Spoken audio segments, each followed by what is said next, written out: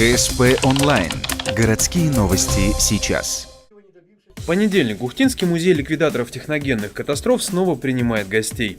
Для шестиклассников из 10-й школы проводят экскурсию по всем залам. Среди представлены стенды с погибшими ликвидаторами и живыми ныне специалистами. Кроме того, отдельное помещение, где представлено снаряжение и униформа, в которой работали на ликвидации последствий Чернобыля и других катастроф. Естественно, все это сопровождается рассказом о подвиге советских людей. О нас должны помнить, что эта организация такая существует, и есть еще ребята, которые живые и живут в Ухте, в Ухтинском районе. И, естественно, надо, чтобы знали о них.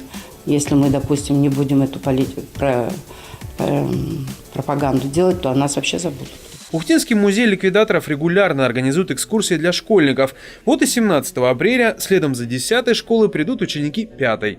Впрочем, двери музея открыты и для других посетителей. Главное предупредить заранее, чтобы не было проволочек.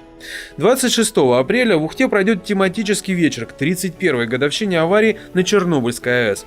Ликвидаторы, родные, друзья и близкие вспомнят жертв радиационных катастроф.